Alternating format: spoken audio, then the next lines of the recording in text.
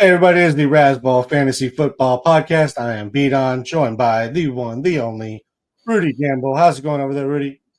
Not bad, not bad. Uh, I'm sorry I'm not wearing black to mourn the end of the Daniel Jones era, but in fact yeah, I'm not mourning. yeah, they're doing him dirty on his way out as well. So, I mean, I guess that's what happens with contracts the way they are. But it's a pretty brutal way to do him on his way out. But yep, It's the norm. he's gone. Yeah, it never ends well. That's why aside from John Elway, there's there's no one else that gets a good ending. Yeah, I mean, they could have let him play it out still and just cut him next year. It's the Like, there's injury. ways they could have done it. No, there'd be like 23 million guaranteed. It's not like No, he's only guaranteed like 11 million. Like, no with injury. I don't know. It's just the way it is. So once you kind of know, it's just better to rip off the Band-Aid, I'd say. yeah, they still could have cut him for only 11. They could have still saved 30 and a half against the cap and not been a terrible organization. But we are fans of terrible organizations. That is what it is. It's true. So it's fine. We'll move on. Really has nothing to do with our game, but there's plenty of quarterbacks that do have something to do with our game. I mean, I guess I shouldn't say that. It does affect our game, and maybe we should talk about it. They've said it's Tommy DeVito, not even Tyrod Taylor, which Drew Lock. Drew Lock. Sorry, it's Drew Lock that's coming in. That feels weird. So what are your thoughts? I mean, it doesn't make any sense. I'm just hoping DeVito doesn't, I mean, DeVito's not really good, but he has that thing that's nice in backups, that he has enough athleticism that he might be able to steal you a win. I mean, that's what he did with the Giants last week. So at least it's something different versus Daniel Jones. So I'm not sure what to expect, but he somehow and the reality, I'm looking at my rankings. I have him at QB 19 right now out of 26. But the reality was Daniel Jones was a little better in I found he was a little better in fantasy than real life because of his legs. And DeVito should do, yeah. So DeVito's just okay, but as long as you're elite, nobody's starting DeVito if you don't have to. I mean, that's the thing. You're right. Needs to know about. What are we thinking in regards to neighbors or Tracy, neighbors? I mean, you haven't been able to start any tight end from them. Slayton has been startable, but I don't think, at least for this first week, you'd start him. But what about neighbors and Tracy? How do you feel about them? I mean, neighbors, I feel good on. I mean, I have him as like a top 10 wide receiver this week. But I mean, I've generally been pretty bullish on him. I mean, Tracy, I've got that one. I'll have to look at it. The consensus has him at 14 for half PPR. I have him at 24. So that'll be something I'll look at in the next day or two. But in general, I mean, home versus Tampa Bay, generally a little bearish on Tracy, but we'll see. Yeah, I mean, it's not a bad matchup for anybody, really. I mean, their Tampa's defense is pretty bad against everything, but I don't know. Neighbors, you're starting him, but I don't know that he'd be in my top 10 necessarily with this swap. Tracy, I guess I actually feel better about Tracy just because I think are going to be forced to give him more or give him touches, just kind of take the workload off. But he's been getting plenty of touches anyway, so nothing really changes with him, except that he may face some more loaded boxes. That may happen with without the threat of Jones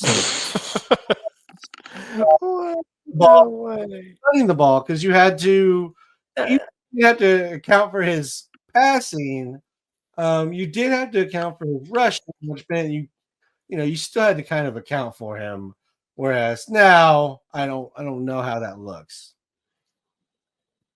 So we'll see what happens. I don't think Tracy's faced a ton of stacked boxes to this point.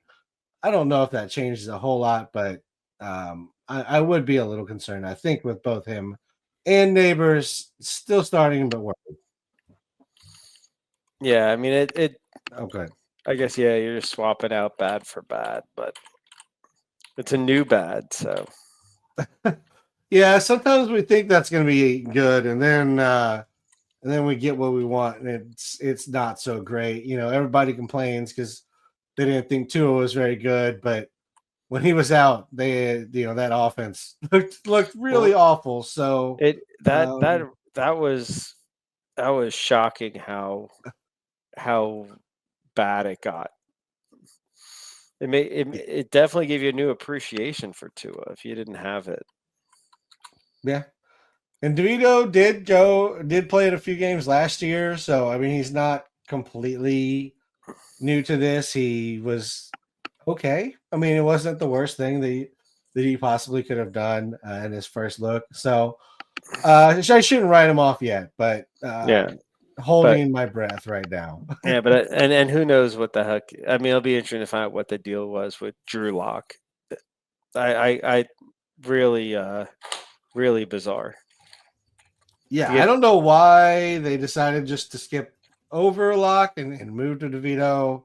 I don't know what the thought process yeah, was there at well, all. I guess the only thinking I'd have is that you're not making the playoffs. The season's over. So then, like, what's the point? I mean, Drew Lock was a rental. I mean, it's telling you that the one thing we learn out of it is that when they signed Drew Lock, I was like, okay, this could there's like a small chance this is a Geno Smith case where you end up starting the guy, he plays half the season, and you decide, man, maybe this guy could be a starter. So I didn't feel like the door was completely shut on Drew Luck as a starter. Mostly shut, but not fully shut. But so that's clearly not in the cards. I feel maybe this is the Giants' way of saying, oh, we're definitely drafting a quarterback next year. So we don't Yeah, this even. feels like we need to tank really bad. So we're not even go with our second quarterback. We're going to throw our third quarterback out there and just take the season away. Because the worst thing that could happen is like one of the backups looks good, Yeah. and then you have to bring him back, and it just stalls the process another year. Um, so yeah, it feels like a very front office move at this point. Let's move off of this though. Okay. Let's move on to something more positive, and Yeah. that is quarterbacks doing what they're supposed to do, which is perform well. Bo Nix is among that group. He went 28 of 33, 307 yards, 4 touchdowns. He has multiple touchdowns in 3 of his last 4 games.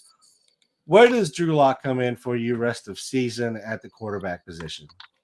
Well, it's so. Yeah, I mean, I would say the projection model has definitely been bullish on him. So interestingly, for the rest of the season, it's still really low. But let me look at his. No, okay, so I see what's up there. What really likes the next 2 starts. Oh, I could see why. So challenge is he's got a bye on week 14. So that takes, but aside from that week, I really like him for the next 2 weeks. This week at Vegas, tomorrow, the next week at Cleveland, gets a little dicier. Yeah, as the season ends but I But I'd say in general, I like him for the next 2-3 weeks or 2 weeks until he's off on week 14. Um, but yeah, that I mean, there's not many. Week 14 is a pretty late bye, right? I mean, yeah, it's the last. It's the last of the week of the buys. Yeah. So I mean that would, but assuming you're kind of, yeah, I'll be playing him in the league. I have him for the next 2 weeks for sure. Yeah, week 14. Week 14 is going to be a very interesting week this year.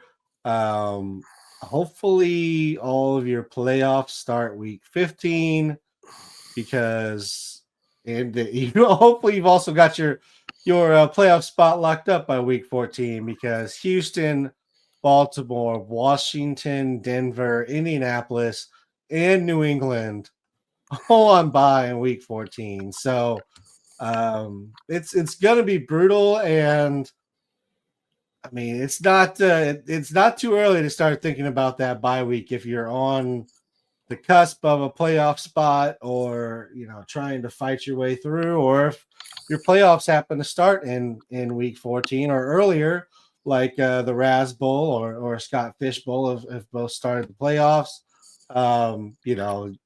You might have to start getting the lineups. Looking forward to that bye week, unfortunately. But let's move back to Bo Nix. Rest of season, I mean, he's been a quarterback one by just about any scoring you want to do, whether that's cumulative, whether that's per game, and that's even with him kind of coming out of the gate a little slow. So, I mean, where does he fit? Is he a QB1 rest of season? Do you have a little less faith than that, or is he kind of sliding in the QB2 section? No, I mean I have him like a QB1 for the next for 12 and 13. I think as you get, I mean it's gonna be a little, but for 15, like at Chargers week 16 is not a great matchup. And week 15 home versus Indy is not I have as a more of a middling matchup. But he's QB 16 for 15. So it just goes downhill. I don't have him really well projected for week 17 at Cincy or week 18 home versus KC. But listen, I think when I think of him, it's more. I think he's a QB1 the next 2 weeks, and then he's cuttable.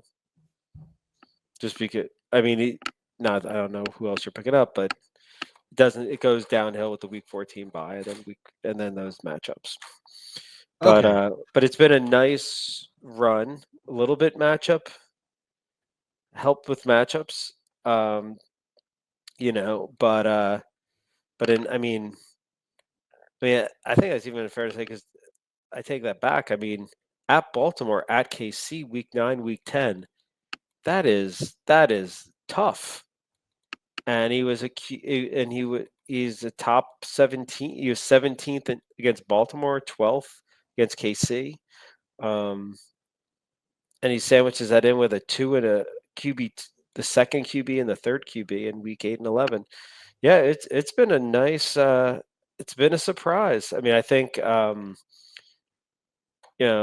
did like him as a QB, a third QB on teams, but that really was just a dart throw, and the feeling that he could run a little bit.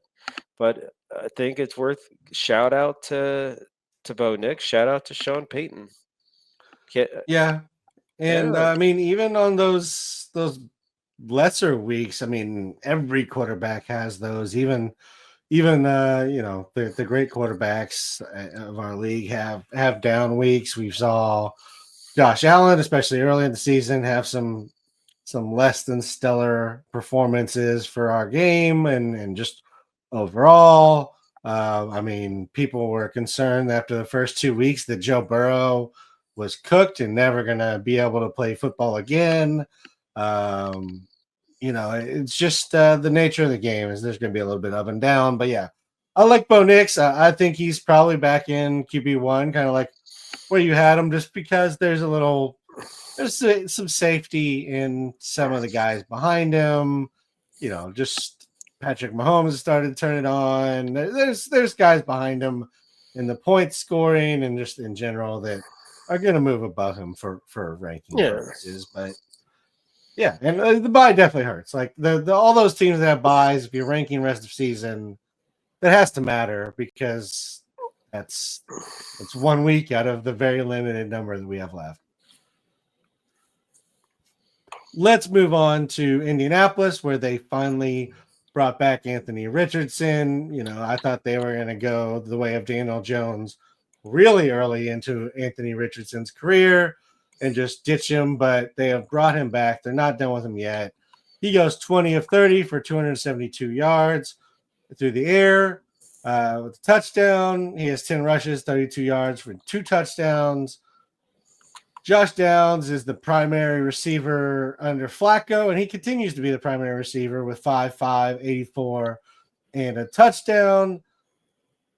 What are your thoughts in regards to Anthony Richardson? We've seen him look good, and we've seen him look really bad. So as far as moving forward, what are you thinking? This week he gets – I mean, he's going to be challenged. He gets Detroit. At least it's at home, but Detroit's going to test him. Right. I mean, the thing is, he's probably, you'd think that would put him in a position where he's going to pass a lot. That helps most quarterbacks. But, he rushed 10 times last week. Granted, maybe not super successful. So right now I've got him as an early at 7. It seems a little aggressive. It's a little more aggressive than consensus 14 right now. And Richardson was just the type I wanted to shy away from just because of I don't like boom bust QBs in if I have to set the lineup. Best ball, then yeah, I mean the best ball. I'm becoming more and more a fan of it. Only because it seems like every year I've got someone like a Bo Nix or a maybe last year was Baker Mayfield that gets me the floor so that, you find that there's quarterbacks that are like good that you barely even play. So yeah, so I don't, my gut says I don't feel, I liked Anthony Richardson the model liked him last week. I'm having trouble with this one versus Detroit. That doesn't feel good at all. And yeah, I don't trust him as a real quarterback. Yeah, I mean, Patrick Mahomes has been a really good baseline quarterback this year. Just provide that standard scoring option for you. Yeah, safe, kind of just a safe middling play. Yeah, I don't love Anthony Richardson. For a system, he's a system quarterback, So yeah, I don't love Anthony Richardson this week. I would have a hard time getting him into anything more than like a back end QB2. And again, that is mostly off of just the upside play. I don't really trust him. In regards to Josh Downs, what do you think? Is Downs quarterback proof? He's startable regardless of who's at quarterback, or would you rather avoid starting him if you can? Yeah, I mean no, I don't think he's quarterback proof when one of the quarterbacks is Anthony Richardson. So yeah, I mean Detroit's a good team, so well coached that yeah, I'd be you can get lucky because of volume, but and when the game is put away kind of thing. No, I'd want to avoid starting Downs if I could. But if I had to start an Indy wide receiver, I guess he's the one since Michael Pittman retired from being good. He's unhealthy. I know he's not healthy, and but yeah, like I'm just looking at like Downs is like a low QB2 or low WR2. Okay, I mean that's But higher than I thought that you'd have him. yeah, I think I I'd think probably have him in the flex play option territory, yeah, outside of wide receiver 3, even just the quarterback swap. I mean, we've seen that Richardson has, he's very up and down. And the right. passing will look So that's the thing. okay Yeah, one that week, and then the next week he couldn't hit, the broadside of a bar. And so I just worry about the consistency. And there's a lot of receivers out there. So, like, if you're asking me, would I rather take a shot on like DJ Moore, who's been disappointing, but we know is uber talented and got a lot of looks last week? Or would I rather start Josh Downs with Anthony Richardson? I'm probably going to go like DJ Moore. yeah, I can't. And so that puts him like in the flex play territory for me. I could see that. Yeah, I mean, but DJ Moore didn't get that. I mean, he got 7 targets last week. 7 targets, 7 receptions, like Yeah, that somewhere in yeah. the 60s in range. Yeah. Yardage. I It's mean, not great, but yeah, again, at least I think Waldron's that's kind gone. of the upside with Downs at this point. And you're just kind of betting on, does he get in the end zone? So, just kind of playing a game of like who's gonna see the end zone. Right. Okay. All right, let's move on to another quarterback, Justin Herbert. At one time he was considered the next great quarterback and going to kind of carry the league forward. Then he had his injury, and then people said he was cooked, and he looked a little cooked at times this year and last year. But this week he had 297 yards, 2 touchdowns. He's had at least 20 points in his last 4 games. Is Justin Herbert back to being a fantasy starting QB1? Sure seems it. I mean, I've got him as QB5 for this week. Yeah, I mean that's another one that hurrah for old coaches, old kind of irritating coaches. So you got Sean Payton pulling this with Bo Nix, and then Jim Harbaugh kind of building Herbert back up so he doesn't have to play hero ball.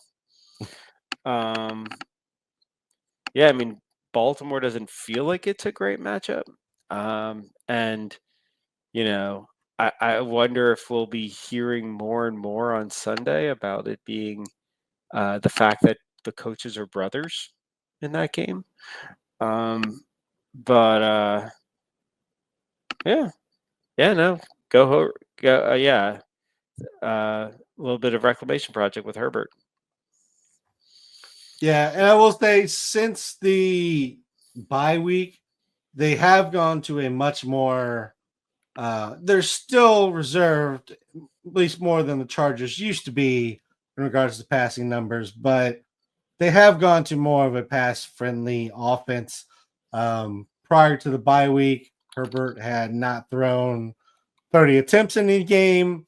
He's had 30 attempts in all but 2 games since the bye week. So I think there's been an adjustment in the play style, plus Herbert himself also Yeah, looking better at the same right. time. I mean, yeah, the key thing I'm looking at is that, I mean, the attempts are okay. They're like they're not crazy volume, but you're right that they started the year. Yeah, he didn't have more than He was throwing like 27. under 20 times a game to Right. start the Yeah. year. The thing that's jumping out to me is that the last 5 games his low is 8.3 yards per target. So yeah, they're setting him up well. I mean, they've got okay wide receiver talent, but that's real impressive. That's like a real run. Like, like so it wasn't just the bad volume he was getting in the beginning. He wasn't getting any good yards per target. And maybe that's part of it, is that he didn't have any, he lost all his wide receivers from last year, or he lost at least the I top mean, his ones. career, really, like He's had the same receivers basically his whole career. Right. I mean, so yeah, I mean, he still had Palmer and Quentin Johnson, stuff like that. But maybe like just be able to connect better with McConkey and stuff like that. So yeah, it's been a nice stretch. I mean, maybe not the most, maybe not the toughest defenses, but they're not bad. Yeah, and that basically he's been finished in the top 10 the last 4 weeks. Yeah, I don't know. I'm blanking on. I don't have defensive stats in front of me, but I don't think Baltimore's necessarily been a great defense this year. Not No, not their standard ones. no, Yeah, they're not. They're allowing a decent amount of fantasy points this year, especially I think to the in the air. yeah, To quarterbacks and wide receivers. So, their ground game, their ground defense still pretty solid. I feel like that's one of those Baltimore things that'll always be there. But yeah, their secondary has been not great, and their pass rush is not what it normally is either. But yeah, I mean it's still a tough game. Yeah, I think Justin Herbert's back. The volume was my big concern early on, along with him kind of looking crappy, but he does seem to be kind of gelling with the receivers. Um, I I don't think it's necessarily like, when Herbert was good before, he was peppering Keenan Allen, and that was the game right. plan. Um, you know, let's talk about kind of the Chargers receivers in general, real quick. What do you think about, like, he's not peppering one guy, he's kind of moving it all around. Lad McConkey's the guy this week. Quentin Johnson is obviously kind of the big play guy, but who do you want to start out of this group? Or, are you still kind of in an avoid with No, this group, even with kind of the rise of Herbert? no. I mean, I mean, McConkey would definitely be my top choice. And that, yeah, Quentin Johnson I'd have as like a flex play. Um, I I just yeah, there may be there's more boom and bust with Quentin Johnston. So uh, I wouldn't be opposed to starting him this week. And Palmer just doesn't get enough. So I have him as very fringy. But I think McConkey I'd have definitely starting. Yeah, I think he's somebody that definitely gets the call in PPR and non PPR, half PPR. He's a little bit more on the line for me. He's probably Yeah. more in like the wide receiver 3 range, which means you could potentially have 3 guys that are better than him. Um, but more than likely, you're rolling him out there unless you have really good options. Right. Let's talk about another quarterback who is actually struggling after a hot start. So kind of the anti-Herbert and Jayden Daniels, who has struggled in back-to-back games. This week he went 22 of 32, 191 and a touchdown, 7 rushes for 18 yards. In week 10, he had 17 of 34 for 202 yards and no touchdowns, 3 rushes, 5 yards. So the rushing's kind of gone. The passing yardage isn't really there the last couple games. What are your thoughts in regards to Jayden Daniels? Is he kind of running against the wall? Are teams figuring him out? Or is this just, a couple of not amazing games against, tougher defenses, Pittsburgh and Philly? I mean, I don't like the talent around him, to be honest. Yeah, I don't think uh, McLaurin is a real WR1. Um, I don't think they have a real wide receiver too. Like I'd say, like they're missing a wide receiver one on that thing on that I team. agree that they don't have a wide receiver And too. and I would disagree pretty strongly where Terry McLaurin can't be a wide receiver 1, but yeah, on a good team, I don't think so. But there's I mean it's a little concerning that you know Daniels did come into the hope was that he was an electric runner, and we with the big asterisk, I hope he doesn't get lit up because he took some really dumb big hits in college. And through week 8, he was delivering. I'm looking at, 4 games over 50 yards, with another like 47 and a 44, and you think you do the multiplication, you get near 50 yards. That's 800 yards of rushing for a year, which you'll take any day of the week with your quarterback. But he's been very good on turnovers and limiting turnovers. But when I look at this stuff, I'm seeing things that I like in real life potentially. But I think the thing is, this week they're playing Dallas, so yeah, I feel good this week. But there might be a bit of a rookie wall. The rushing has definitely taken its toll the last 3 games. So I think he gets. I could see a bounce this week, and then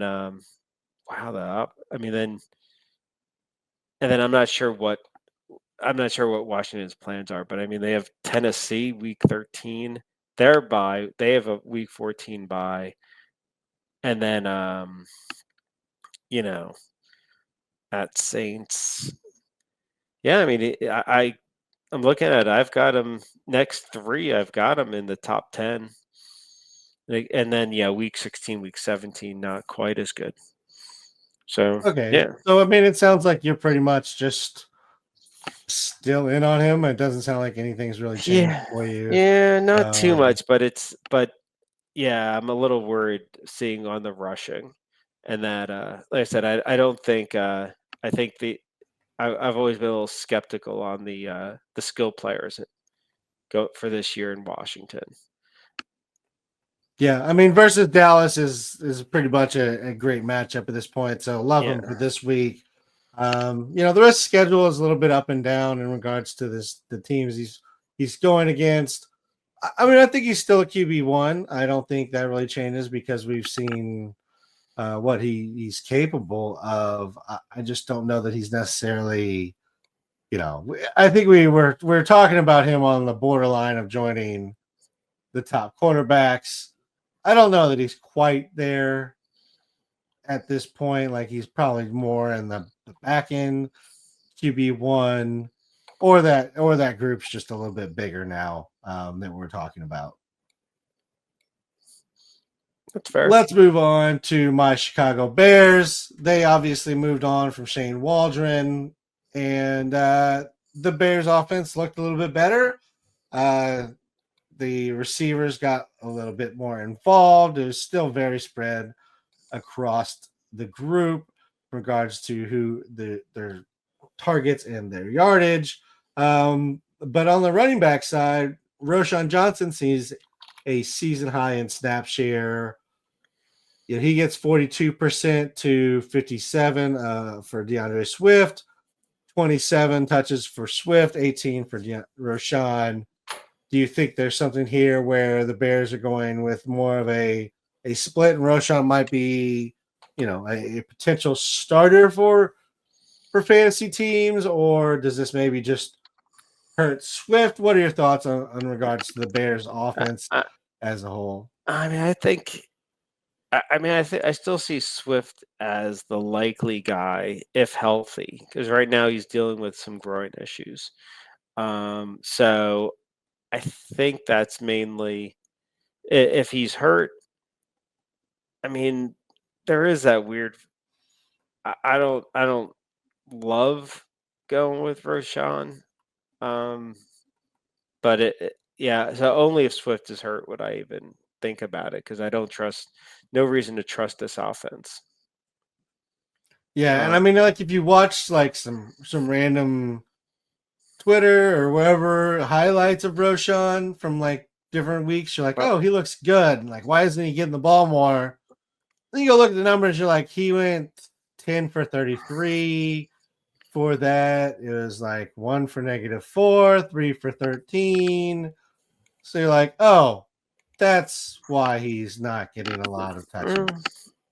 Yeah, Like I mean, he's fine. He does what he does, which is he kind of plods up the middle, and he's not even that big to do that. Really, I mean, if you start like he's 6 foot 225. I know he's from your Longhorn, so yeah, maybe you like him more than others, but yeah.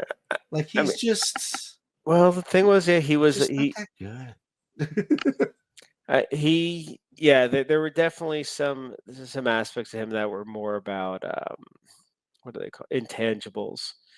Um, but I don't see him as like system proof either. But I think in the right system for a stretch, he could do it. Um, but yeah, it probably isn't Chicago. I mean, I think the where Bijan felt more system proof, and so did and Jonathan Brooks. Um, so yeah, I don't, and I thought that he coming out last year he might have be good as a guy who gets a good amount of targets, and I don't see that ever happening with Caleb Williams.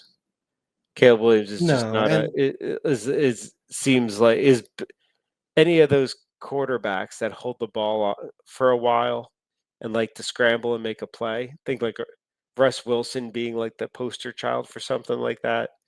You're not getting that volume. So I don't picture Roshan being fantasy relevant this year.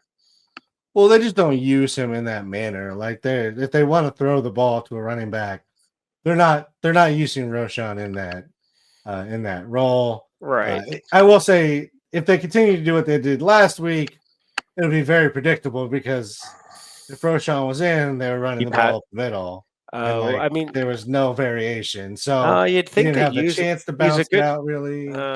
he's a good blocker. So I'm surprised with their O line. With their O line mediocrity and the fact that Caleb Williams likes to take forever to throw, that that maybe Roshan could help there. But Yeah, but he might. I would say right now, pick him up and just kind of see, especially with yeah, DeAndre being a little banged up this week. You might get a start at him this week or maybe even a couple weeks if there's this kind of a lingering thing with DeAndre Swift. But at this point, I'm not necessarily starting him. Um, Even like I said, the power role is not a great one for the Bears as they don't get down into the red zone all that often to make it worthwhile. Um, on the passing game, you just kind of keep taking your shots if you want to. It's just a mix, and you're kind of hoping for touchdowns, at least in my opinion. yeah, Let's move over to Denver, where the running back mix is changing. Estime, Javante are the primary two still, but Jaleel, Michael Burton getting minimal snaps. Estime last 2 weeks is 45% in week 10. In week 11, 23%. yeah, Javante, 29. This week, 53. I mean, we thought they were going to estimate. They said as much basically, and then they went back to Javante. yeah. I mean, you know, I tend to be skeptical on those things. So I probably hedged a little bit. I don't know exactly how much, but that because there was the feeling that Estime maybe just got some garbage time snaps last week, some that they get in week 10. So right now I'm sticking. I'm assuming what happened last week will continue Yeah. until proven otherwise. So that Javante is what I'd consider kind of like the lead committee back. A guy gets 50%. Yeah, you don't enter into like you're not what I'd call an RB1 until you're in the 60+% range for snaps. And Javante hasn't been there all for if he was there, it was only at the beginning of the week. It makes sense. Sean Payton does like to rotate running backs unless he's got a great one. I mean, you can even go back, not back far, so you don't have to test your memory on all those random Saints running backs. But like remember they had that Kamara and Ingram. They split them pretty well. He doesn't want to turn a guy into like a 60+% snap. So there might be a little upside for Estime. He could in concept get up to the 40 to 50% range again, but I think it's just that might be just kind of wishful thinking from fantasy analysts wanting to see the new best thing. Yeah, I mean, I would understand Estime if they didn't have a shot at the playoffs. They're, Javante's on going to be a free agent. Maybe you want to see what you got with Estime to see if he's a guy that you can maybe count on for next year, even if he's the backup, if he can do that even. But I mean, they are in it, so I'm not really sure why they would go away from Javante, and it seemed just kind of like maybe he did something wrong, and they were a little bit of a slap on the wrist for Javante to say, "Hey, get it back together." But yeah, I would assume he stays in his current, 55% type of role. And if you're going to start a running back from Denver, I think it's still him. Let's look over to Cincinnati, where Tee Higgins returns. He goes 13 targets, 9 receptions, 148 yards, and a touchdown. I mean, I wanted to bring this up because he had a big week. Does he now, where do you feel like Tee Higgins fits among receivers? Jamar still did his thing, so it's not like, he disappeared from the equation at all. Is this just a big week and they were trying to get Higgins back, into the offense, or do you think this is kind of more of what's to come?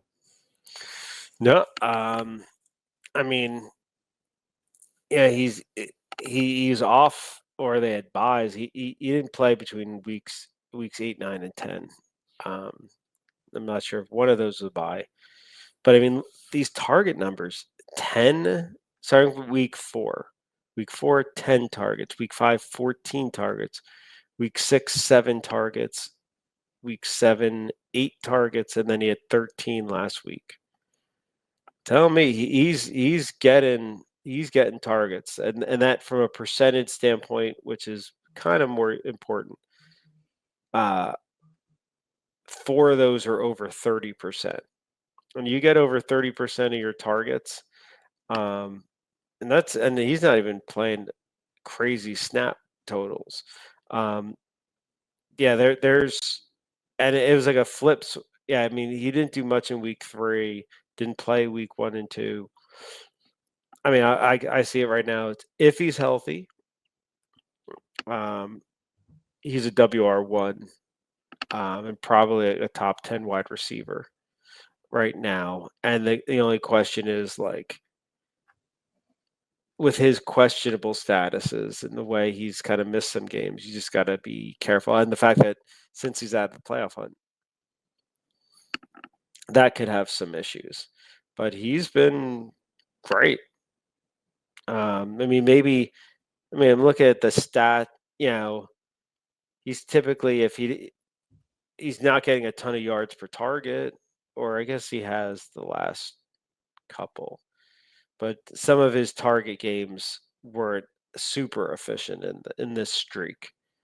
But yeah, have you been able to watch? I mean, how he's doing it, or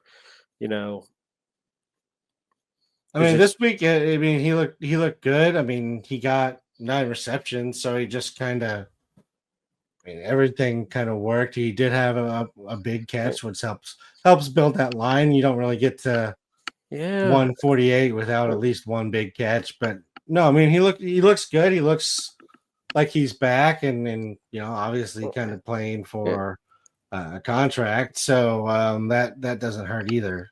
Yeah, it seems like at least from a distribution side, he's getting more. Yeah, there was kind of that feeling of that Chase is your everything, and Higgins is kind of a jump ball guy. Yeah, that you do in the intermediate to deep. His yards per target, his depth of target has definitely crept up this year. But he's been more effective as well. So he's just becoming less and less of a deep threat. But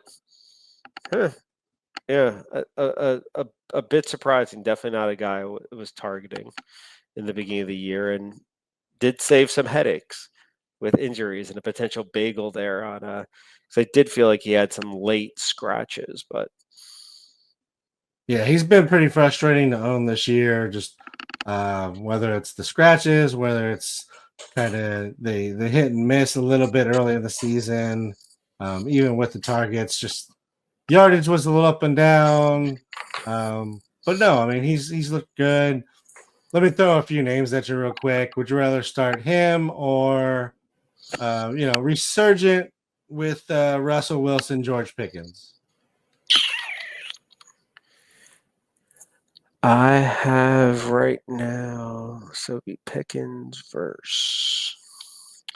Oh, I mean, I have Pickens as a top 10 guy too. I'd probably lean Pickens, especially because Yeah, the injury drama. I'll take Pickens. I will almost always take a wide receiver 1 over a wide receiver 2. Right. Just the way I am. Would you take him or the now defunct Garrett Wilson? Oh, Higgins. The Okay. who the Jets? Oof, that's a shit show. Okay. So I mean, it feels like Higgins is climbing pretty high up there. He's in the wide receiver 1, wide receiver 2 territory. I would say he's probably a high end wide receiver 2 for me, but it sounds like you might be a little higher on him than that. Yeah, more of a low wide receiver 1. Okay. Not a problem. I mean, that's just a few people here and there. Yeah. Um, we are starting to get a little long, but I want to throw some more names out. So we're just going to do it in a game style, Rudy, and we'll just kind of move through this. We'll use our favorite Dumb and Dumber themed game. Totally redeem yourself, which means you're fully bought in. They're a must start. You're saying there's a chance, there's a good option, they're a good option, but not necessarily every week or maybe matchup based.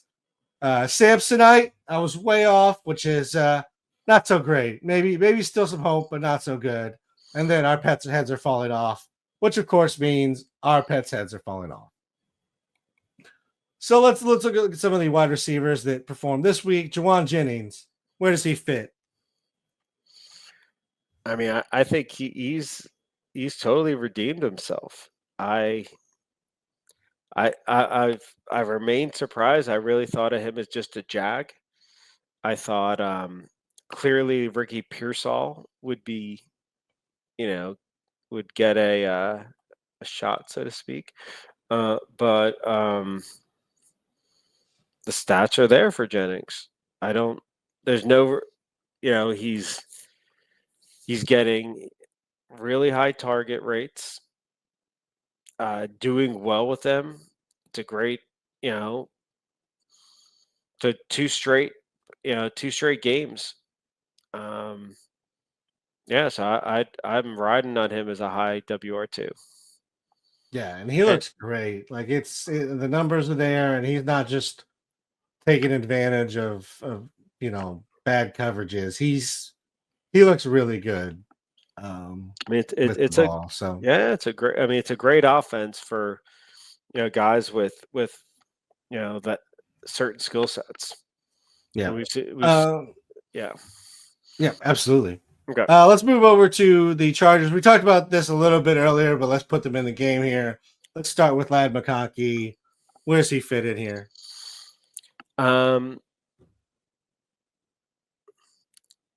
I mean, I think he's redeemed himself too. I feel like Yeah, I'm looking at McConkey's distribution. Not doing really well with intermediate passes, and 5 to 10, which I'd say short. Yeah, I mean, in a way, he's kind of like, you know, filled Keenan Allen's shoes. I mean, there might be. I mean, he's coming out of college, great route runner. Um, yeah, I mean, but I guess the difference is, I mean, I'm looking at it like, I mean, his ADOT is 12 to 15 yards the last 4 weeks, so that feels better than a Keenan Allen in general. Yeah, it's good to see. I don't know. I mean, I think he came out as someone who seemingly would be a guy that certain quarterbacks might love. And so far, so good. Yeah, I would say maybe the only thing that's not been ideal to this point is kind of the explosiveness hasn't really been there. And, I mean, he's plenty fast. There's no reason he couldn't break some big plays, but it's been a lot of like catch the ball and then kind of that's all there is. You know, Um, I hear you. I mean, like, and it's worth noting, and maybe that's also reflects the fact he hasn't been great with touchdowns. But I mean, I think that's just his skill set. He was, I don't think he's a big play guy. I think it's that, he's the type that an always open type guy. And it's a living. yeah. Yeah, No, I but I mean, to mean, your point, like Keenan Allen, his career high in touchdowns was 8. right. And I mean, we know what he did in regards to targets and receptions and even yards. So it's not like that was ever a question. It's just, if you're not, to some extent, you kind of need to break a tackle or two to get high touchdown numbers in this league. And if you're not going to, even if you're a high red zone target, you're kind of limited a little bit. Yeah, I mean, I just don't think, well, I'd ever really count on it, but it can happen. Um, Probably not with a Harbaugh offense. Like, I mean, where I think of guys that get touchdowns that don't seem like the type they would. I think more like McVay's offense. Yeah. Yeah. And Something more so slot driven or yeah, or that timing yeah, based. yeah. So I mean, but I'm not I'm not expecting that too much. Um, but yeah, no, I'm a believer in McConkey, um, as kind of like pretty stable WR2, low WR2, but definitely has potential to be a real solid, um, to lead his team in targets. Let's just say, Yeah. like, I mean, that's I think there's something to that.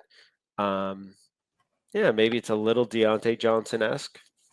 Um, yeah, and can't say it's you ride it as long as you can on something like that. But I also knowing that I think the ceiling is lower because of what you're Okay. saying with the explosive stuff. Um, and then who's next? Yeah. I'm gonna put him in. I'm gonna say there's a chance with him. I think I'm a little Oh, bit yeah. lower on him, just because of the way the offense works and everything we were talking about. And is even though Herbert's throwing more, there's still a rushing offense at its heart. So Quentin John, his teammate, is actually next. Where does QJ fit into this? I mean, get a sense. I mean, his yards per target have been pretty good at various things, but um, yeah, and credit. I mean, he really looked. He was kind of a punchline last year. Um, I mean, I don't like his profile at all for fantasy. I think he's right now he's just very very touchdown dependent. He has had one in each of the last 3 weeks, but I mean, yeah, yeah, he had 2 catches at 8 targets last week. I mean, he's had he's had 4 or less receptions in his last 6 starts. Yeah. I mean, so he only has he's got 1 start with 5 plus receptions this year. So I don't like it. I feel like you've gotten lucky if you've started him and tip of the hat if you drafted him in best ball. Yeah, I With mean, a late pick. it kind of feels like a Mike Williams Yep. situation. Like he feels like he's just replaced Mike Williams in LA, and I know that seems very easy to say, but like that's kind of the role that he has. It's Yeah. where he's like limited. He's not going to get you 100 receptions ever. Yeah, and Mike Williams there were some small stretches. I don't think there was ever a full season where Williams was right. 2021, he did really well. Was that his I think 10 touchdown season? Yeah, well, he had 9 touchdowns, or yeah, maybe 10 with I think he had a rushing. He had like 1150, and yeah, I Right. mean that was a great year for both him and Keenan. But outside of that year, it was a lot of like 700 to 900, and then like the touchdowns would just come really randomly. I do think QJ, and I think this is the difference in the offenses. Because of his height, becomes the de facto red zone weapon, Right. and that's where the touchdowns are coming in. But see, but I think that's the only difference between like him and Mike Williams. Yeah. Yep. And I think no, I'm with you. So yeah, not so for me, they're not. I stay away from that type. Aside from, and yeah, best ball late dart. Yeah, row. good best ball target in in weekly leagues. He's just gonna be very frustrating. Yeah. I would say we're gonna put him in Samsonite. I was way off. Yeah. You still start him. He's a good flyer if you're just like, oh my god, bye weeks are killing me. I just give me somebody that has upside. You can do a lot worse. Xavier Worthy, he has 5 targets, 4 receptions, 61 yards, and a touchdown this week. Is Xavier Worthy? Where does he fit on this game? Yeah, he's Samsonite. I mean, I've not been impressed with how the Chiefs are using him. I kind of saw going into the season that his 40 time was so good, and people were misinterpreting that as he's a deep threat guy. And he's not great at tracking the ball. We've seen I saw a montage of all the deep passes to him. That's not his great skill set. He's a guy that probably would do really good in like San Francisco. He would take shorter intermediate throws and take him to the house or make big plays, make that one guy miss on an island.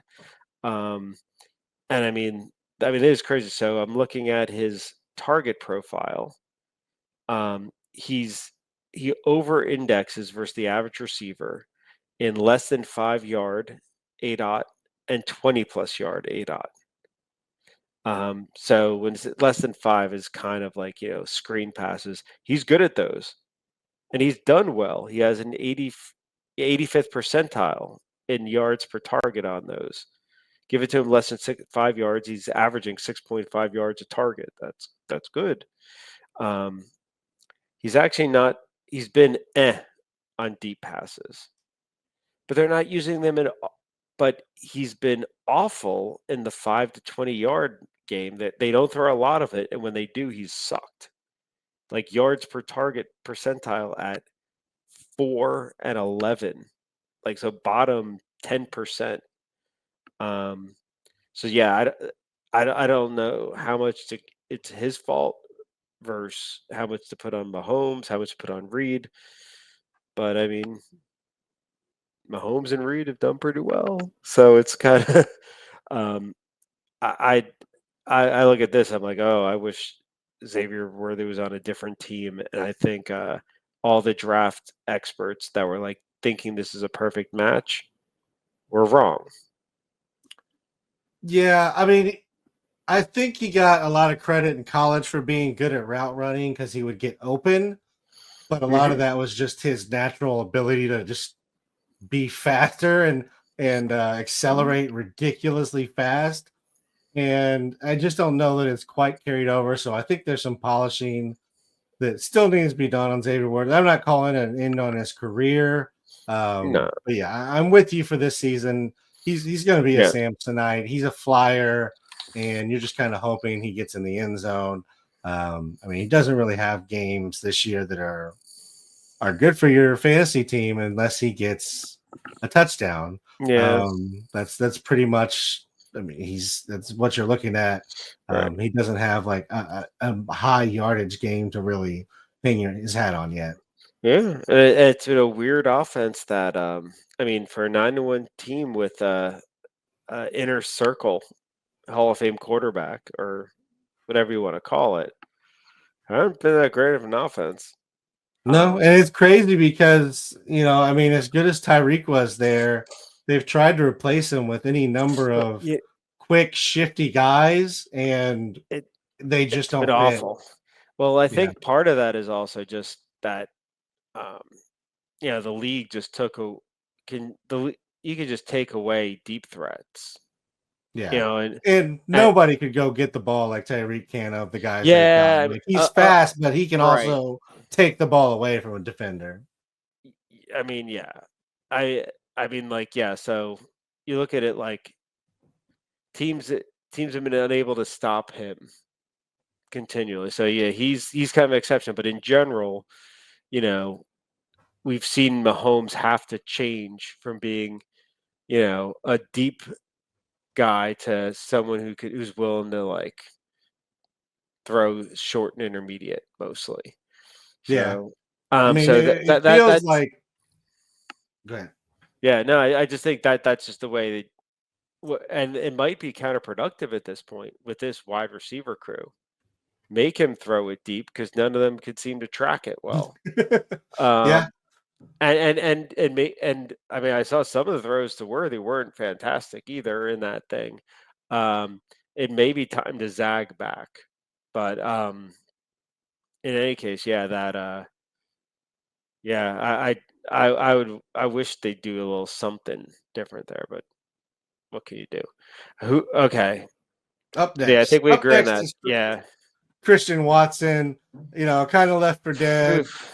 Yeah. Goes 4 for 150 this week. I mean, Four. nice bounce back game. Good to see that. But do you trust it? No, I mean, I think we're looking at something similar to the Quentin Johnson thing. Yeah, I mean, I just don't like it. minus It the does. touchdown looks. Well, I think. I mean, I do feel fair. Yeah, I did. And did. I did draft him a bit, and I'd say that didn't work out very well last week, notwithstanding. Um, it's been a tough year to figure out the Green Bay situation.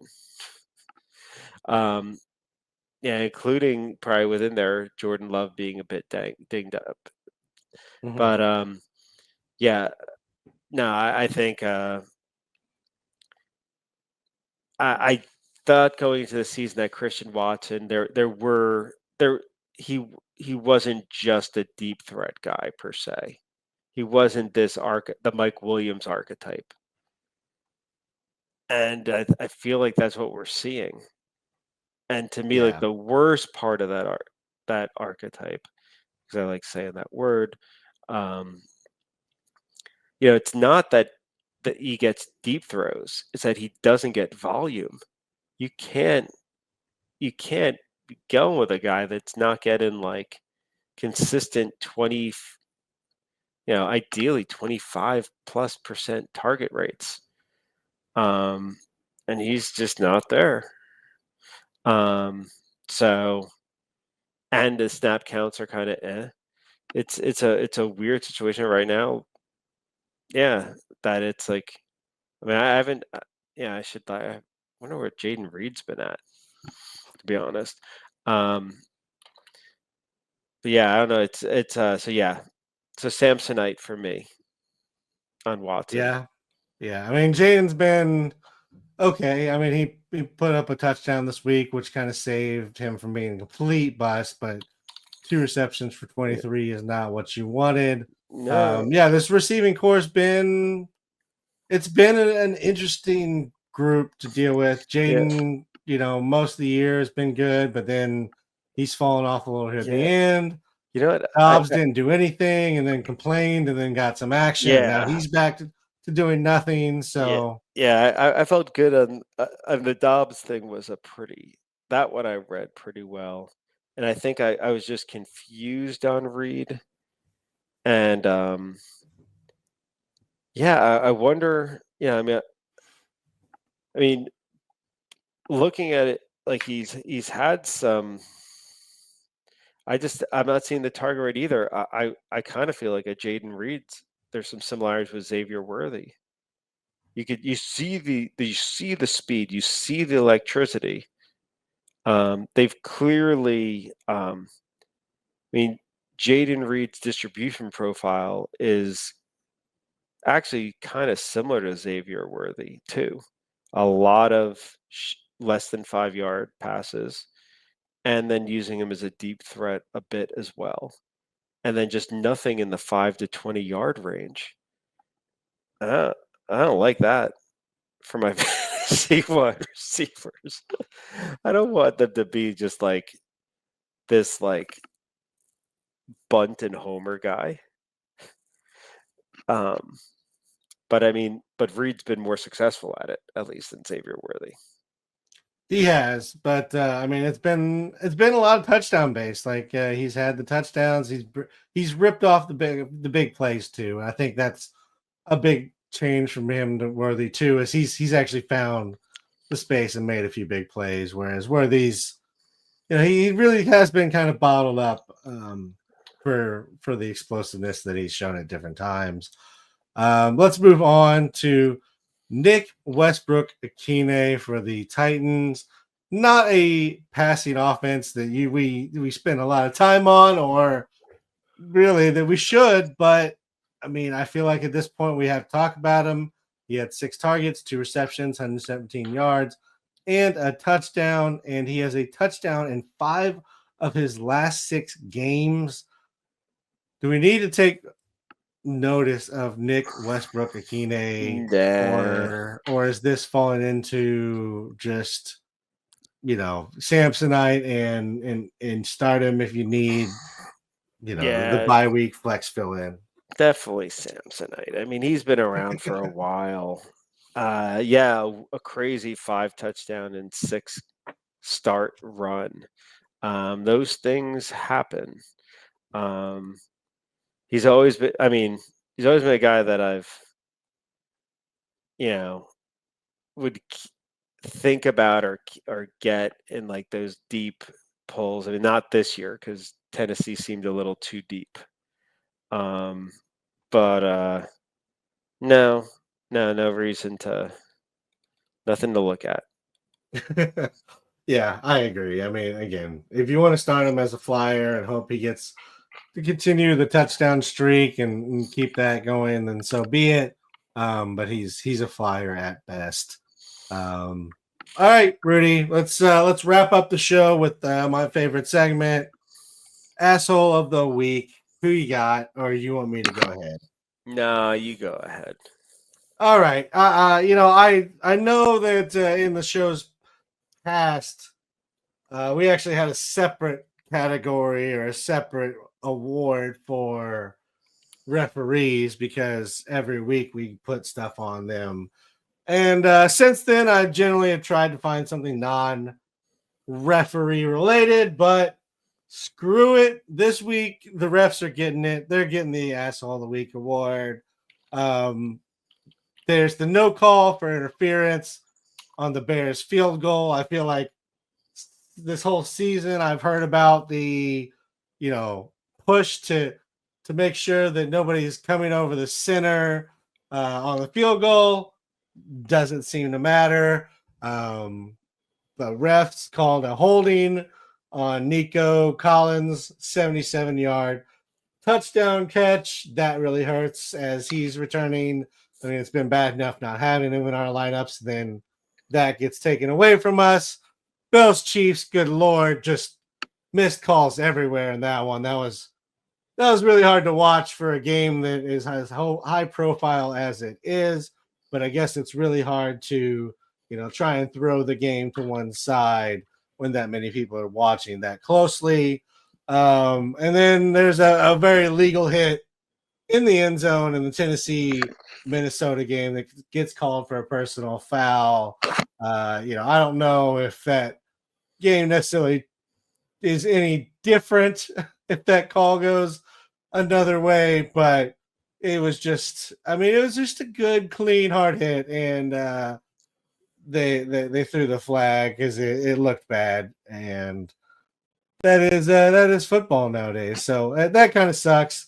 I mean, it was only a 10-point game, so it definitely could have changed the way that one went. You got anything, Rudy?